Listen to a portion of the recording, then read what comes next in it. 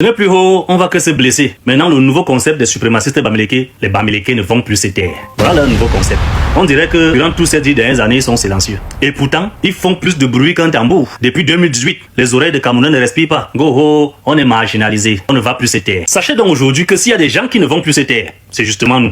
On est resté longtemps silencieux face à toutes vos victimisations, face à toutes vos manipulations. Et s'il y a des gens aujourd'hui qui ne vont plus se taire face à toute cette manipulation-là, c'est bel et bien nous. On va vous répondre du tic au tac, que c'est nous qui sommes marginalisés. Retenez bien cela, on ne va plus se taire face à vous, les suprémacistes bamileke, face à toute votre manipulation, on ne va plus se taire, face à vos différentes agressions, on ne va plus se taire, face à l'intox, à la désinformation, face à tout le désordre que vous faites depuis 2018, on ne va plus se taire. Face à cela, je tiens déjà à vous rappeler que si aujourd'hui le Cameroun est traîné dans la boue, qu'on nous insulte, même les plus petits pays du monde qui ne vaut pas le Cameroun à la cheville, nous insultent, c'est à cause de vous, les suprémacistes bamileke. Vous avez pris votre téléphone, vos réseaux sociaux, vous dites comme quoi vous allez faire le chantage à l'État du Cameroun et aux Camerounais. Face à cela, on ne va plus se taire. Si vous n'étiez pas venu jouer les victimes là, nous on allait continuer à se taire. Comme nous on vous a vu, dit comme quoi plus jamais les bamileke vont se taire parce que vous êtes marginalisés. Nous alors on a décidé de parler et de ne plus aussi se taire parce qu'il faut déconstruire cette désinformation. Est-ce que les bamileke sont marginalisés ou bien sont les privilégiés au Cameroun? Parce que je vois vos enfants là qui sont sur les réseaux sociaux partout là, ça chante cro. Vous vous êtes enrichis sous le dos de l'État du Cameroun. L'argent de l'État, c'est l'argent du peuple. Le peuple doit savoir cela. Vous ne pouvez plus vous permettre de traiter les autres de paresseux parce que vous avez eu certains privilèges.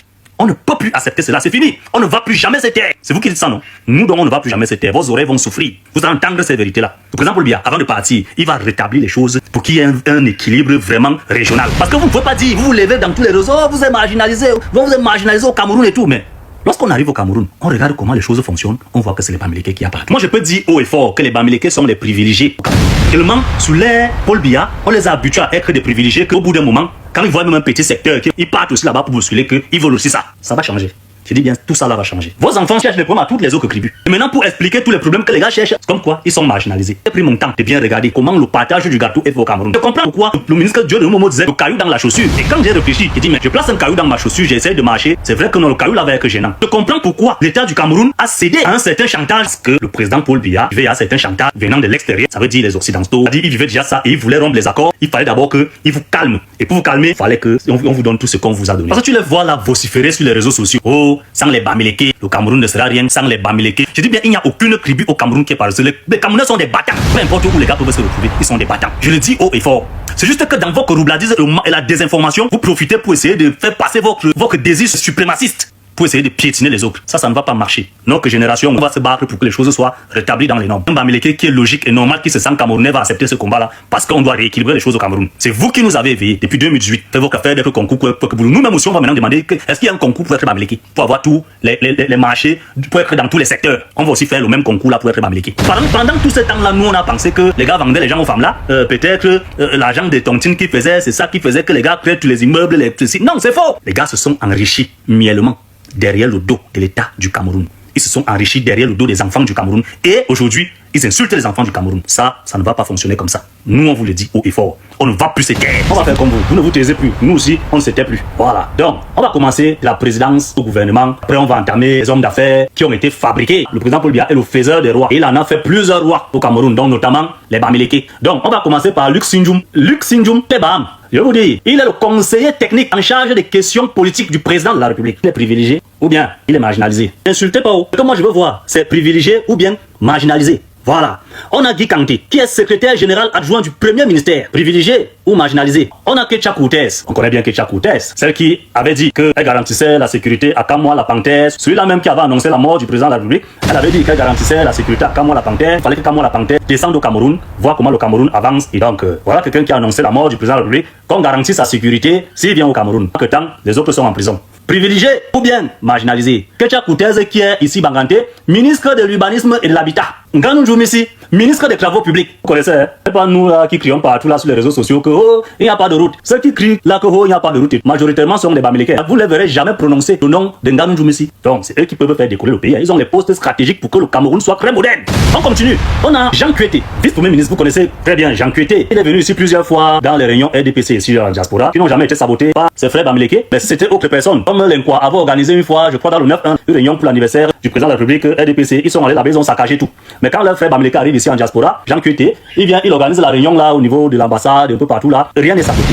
Il dit bien rien n'est saboté, il n'y a aucune agression. Donc, il est en même temps secrétaire général du RDPC. On a Madeleine Tuente, ministre de la Recherche scientifique et de l'innovation. Depuis 2011, on a Jean-Dieudonné Momo, ministre délégué en charge de la justice. Pour moi, c'est un ministre qui est exemplaire, c'est un ministre qui est patriote, c'est un ministre qui aime les Camerounais en général. Ce genre de ministre-là devrait avoir la palme d'or de la paix. Grâce à lui, les Camerounais savent que les Bamileke ne sont pas pareils. Il faut savoir le dire. Et c'est aussi un ministre qui est proche du peuple. On continue. Jean Chofo, secrétaire général du ministre de l'économie et de la planification et de l'aménagement du territoire, MINPAT. C'est-à-dire, c'est le ministère qui pense pour le pays. Donc, c'est eux qui pensent, qui crachent des routes, qui font tout. C'est-à-dire que s'il faut que le Cameroun ait les ponts, le genre de pont même qui est comme la Tour Eiffel, c'est eux. Donc, s'il faut la modernisation du Cameroun, c'est eux. Vous voyez un peu. Privilégié ou bien marginalisé? Monsieur Dato, vice-président et chef de projet de la construction du Palais des Verts, Paul Biya, qui a coûté 50 milliards. Privilégié ou marginalisé? Commence à descendre, hein? Au niveau des directeurs généraux, là, il y a le vrai gombo. On va continuer. DG Sonakrel, Monsieur Mbemi Nyangang, en charge de transporter l'électricité et l'ancien préfet de la Mefou. Mais Mefou, là, c'est où? C'est à l'ouest. On va parler ici du DG de Kotko, entreprise pétrolière, et ancien DG de la Sonara, sous qui la raffinerie avait pris feu. Donc, du moment où ça prend feu, il n'y aura plus de preuves. Ceux qui ont compris comprendront. Feu Simon Genou, DG du Match Génie. Stéphane Biacha, secrétaire exécutif et synergie africaine. Synergie africaine de la première dame, Madame Chantal Biya. Privilégié ou marginalisé? Parce que c'est lui qui gère, en vrai, vous comprenez un peu. Monsieur Fogui, directeur général de l'Antique et coordonnateur du RDPC pour la diaspora. Quand on parle de diaspora, c'est toute la diaspora. On parle pas du Cameroun, hein. Ça veut dire tout le monde entier en dehors du Cameroun. C'est lui qui est le coordonnateur de tout cela. Monsieur Wanto. Quand je parle de Wanto, je ne parle pas votre général des pètes qui est ici là, qui passe son temps à crier quand le président arrive là. On parle bel et bien des personnalités, des gens qui sont les tétés, les durs au Cameroun. C'est-à-dire que quand on parle on parle aussi du Cameroun. Il s'agit bien de Wanto Siantou, promoteur de l'Institut Siantou et de la radio, qui a bénéficié de la ligne 65 et 94. Tout à l'heure, je vous disais que je vais citer un peu tous les milliardaires, c'est l'État qui les a enrichis. Ben oui. Et qui dit État du Cameroun dit l'argent du Cameroun, l'argent du peuple. C'est ça qui les a enrichis. Ils n'ont pas vendu l'eau glacée. Hein. On ne vous mente plus. On n'est plus les enfants où on nous mentait là que nous avons trop vendu l'eau glacée. C'est fini ça. Ça veut l'argent du peuple, c'est notre argent. On ne les a jamais rien réclamé. Hein. Tant qu'ils contribuent. Moi, juste de recruter les gars venant de toutes les tribus, dans leurs entreprises, ne pas recruter que les gars du village. C'est de ça qu'il s'agit. Ils sont privilégiés ou marginalisés hein, quand tu bénéficies de cette ligne-là. Comme Michel Kam, exclusivité du marché du poisson au Cameroun. Et sénateur RDPC Bafoussam. Que je veux savoir si c'est qu'il y a un océan où on pêche à l'ouest. Ou l'ouest est un océan totalement où je sais pas où on pêche, ou la mer, où on pêche le poisson là-bas pour qu'il ait l'exclusivité du poisson. Privilégié ou bien marginalisé? On ne va plus se taire, on vous le dit. PDG de Isaka et de Askini Angorat. Monsieur Ngapanou, il fait dans les travaux publics et gagne des marchés de BTS au palais et entretient les palais présidentiels dans les régions. Il y a les palais présidentiels un peu partout dans la plupart des régions. Là. Le président s'il va pas aller dormir à l'hôtel, il va dormir dans son palais. C'est lui qui a l'exclusivité, c'est lui qui doit gérer tout ça. C'est encore leurs propres enfants qui prennent des vidéos de poubelles qui sont partout. Oh, on peut bien monter ça, regarder au Cameroun. Petits pays même à côté qui ne valent même pas le Cameroun 2 secondes nous insultent parce que les gars voient les vidéos des petits opposants ethno-fascistes qui sont sur les réseaux sociaux là. Voilà les résultats. Ils ne vont jamais vous prononcer les noms là que vous voyez. Kiferou, vous connaissez très bien Kiferou. Il a été lancé par la ligne 94 et 65, lui permettant d'importer les marchandises avec toutes les facilités. Donc les Camerounais n'ont pas ces mêmes privilèges. Vous êtes des marginalisés. Il faut faire attention à ce que vous dites. Il faut vraiment faire attention. Surtout quand c'est vous qui mangez. Que les autres ont faim. Au génie, c'est pareil que Kiferou. Écoutez bien, on a monsieur Ketcha qui a l'entreprise Sketch. Construction des routes. Vous savez, il a fait de mauvaises routes qui se sont dégradées aujourd'hui. Exemple, Ndokoti. Vous voyez, Ndokoti, quand vous partez là-bas, c'est totalement impraticable. Hein? Donc, Ndokoti, douche municipale, reprise 3 fois après réception. École publique Ndokoti, reprise 2 fois après réception. Vous allez voir, ils vont se plaindre. Oh, Paul Biao. Vous allez arrêter le nom de mon champion.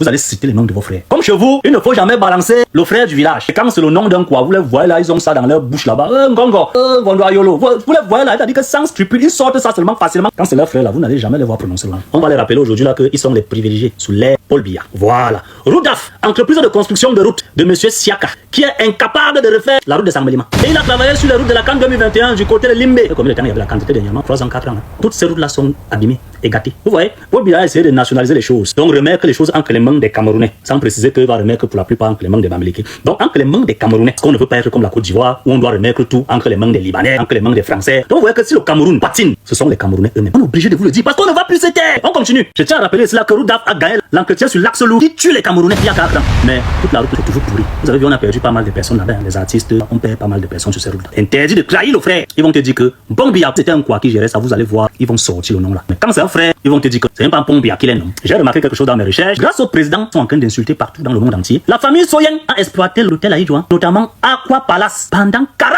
ans. On connaissait que non, on continuait pour faire cet hôtel-là. Non! Voilà les vérités qui sont là. On ne va plus se taire. Donc, le président les a fait profiter des richesses d'Aïdjo. J'ai jamais vu une telle ingratitude. Nous, on ne va plus se taire. Bon, on continue. Equinox TV. Séverin Tchunke, le promoteur, a bénéficié de la ligne 94. C'est pas toi, hein. Elle faisait payer ses employés dans le fichier solde de l'État avec le concours d'Emmanuel Lebou. Vous savez, Emmanuel Lebou est celui-là qui a détourné l'argent que tous les détourneurs d'argent d'Afrique. Mais beaucoup de notre génération ne connaissent pas ce nom-là parce que les médias camerounais, qui pour la plupart Bamileke, n'ont jamais parlé. On nous a parlé des gens qui n'ont jamais détourné l'orgueil de ce que ce monsieur-là a détourné et qui finançaient même à Equinox. Vous comprenez quoi? Leur chaîne préférée. Leur histoire de que nous sommes marginalisés là, c'est tout simplement un actus pour faire le chantage à l'État. L'honorable Quinche, député à l'Assemblée nationale, PDG d'Express Union, grâce au gouvernement. Et après, tu regardes le fond bac là-bas, là, à l'intérieur, là, ce n'est que le village qui gère là-bas dedans. Vous voyez ce que je veux dire? L'Ouest ne contribue quasi en rien du tout en termes de richesse. Qu'ils soient aussi privilégiés que c'est eux qui gèrent. Parce qu'il y a des régions qui produisent, qui contribuent énormément, mais que ce ne sont pas les gens qui sont aux affaires. Donc, quand je dis que l'Ouest ne contribue en rien, ce n'est pas une insulte. Je n'insulte pas un Bamileke en disant cela. C'est la pire des réalités. Pas de cacao, pas de bananes, pas de bois. Est-ce que les terres là-bas sont cultivables? Non, pas de pétrole. Hein? Pas d'océan, on va faire la pêche. Quand on va pêcher, on va sortir le poisson là-bas. Pourtant, vous avez l'exclusivité du poisson au Cameroun. Hein? Pas de fer. Donc, je tiens à rappeler que ce soit au sol, que ce soit au sous-sol, vous ne rapportez rien au Cameroun. On va parler cela du fer. Vous allez voir qu'ils ont toujours l'exclusivité. Monsieur Mbouya, PDG de Bocom, premier Camerounais à bénéficier d'un permis d'exploitation de fer au Cameroun. Vous savez que Paul Biya avait décidé qu'il remet tout entre les mains des Camerounais. Le tout premier Camerounais à bénéficier du permis d'exploitation de fer au Cameroun. Syndicat des footballeurs géré par Jérémy Sorel Njita avec plus de 5 milliards reçus. Aucun bilan. Mais vous allez les voir là. Ils font le bilan de Samuel Eto'o-Fils matin, midi et soir. Mais vous ne les verrez jamais demander à Jérémy Sorel Njita quel est son bilan. Donc, en termes de richesse, l'Ouest ne contribue quasi en rien du tout. Pas de pétrole, pas d'or, diamant, pas de mercure, tout ça, rien du tout. Donc vous ne pouvez pas vous lever. Vous dites, oui, il faut que vous êtes marginalisé au Cameroun. On ne va plus se taire. Ce que moi, personnellement, je vous demande, et ce que les Camerounais vous demandent, c'est une solidarité nationale et non la solidarité tribale.